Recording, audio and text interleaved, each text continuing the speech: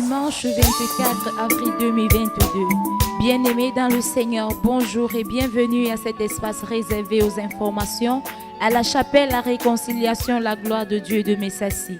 Une famille dans laquelle nous travaillons pour que la gloire de Dieu soit visible dans les nations.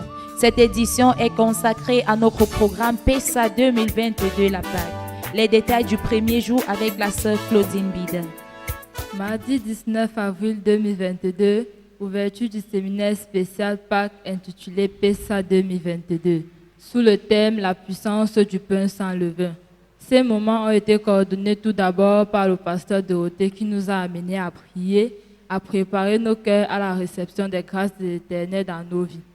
Par la suite, la trompette du salut nous a conduits à adorer le roi des rois, après quoi notre papa, le pasteur Éric Fofou, a pris la parole et a introduit l'orateur du jour en la personne du prophète Négou Gédéon.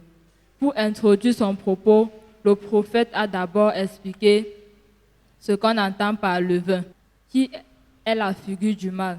Selon Exode 29 à partir du verset 2, Nombre 6 à partir du verset 15.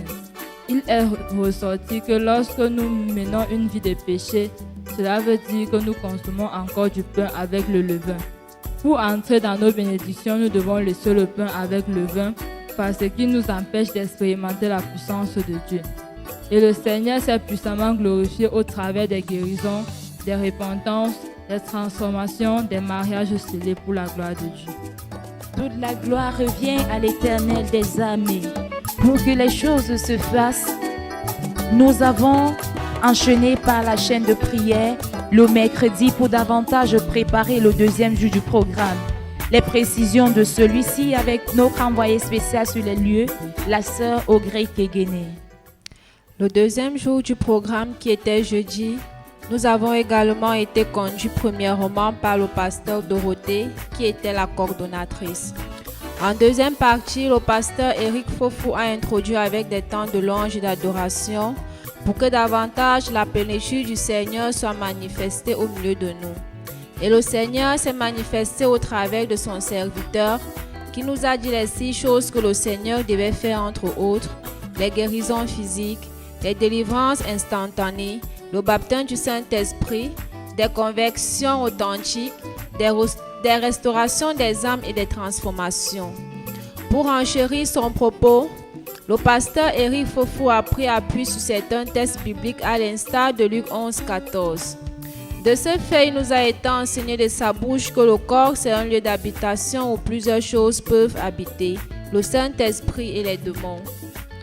Mais en tant que chrétiens, il est mieux pour nous d'être habités par le Saint-Esprit. Pour ce faire, certaines dispositions doivent être prises, à savoir mener une vie de sainteté, changer de mentalité, changer la façon de nous habiller. Car la vie de péché ouvre la porte aux démons, alors que celle de la sainteté ferme cette porte pour toujours. Ainsi, nous devons donc travailler pour que le péché ne règne plus dans nos corps. Romains 6, verset 12, Jean 10, 10, Marc 16, verset 15 à 16. Et le Seigneur s'est puissamment manifesté par des délivrances, des transformations, des restaurations des âmes, le baptême du Saint-Esprit et la restitution des choses volées par le malin dans nos vies. Tout est bien qui finit bien. Ce programme a été clôturé par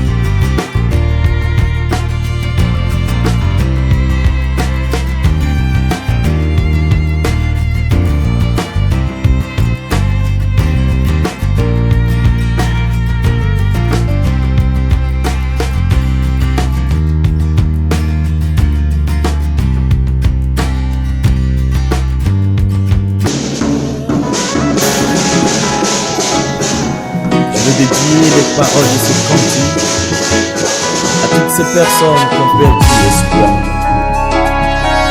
En toi il y a un champion. Yes. Éveille le champion qui dort en moi. Saint-Esprit, Esprit de Dieu. Éveille le champion qui dort en moi. Saint-Esprit, Esprit de Dieu. Éveille le champion qui dort en moi. Saint-Esprit, paraclet. Saint-Esprit, paraclet.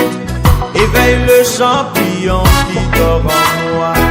Dans la vie d'un homme, il peut y avoir des hauts et des bas.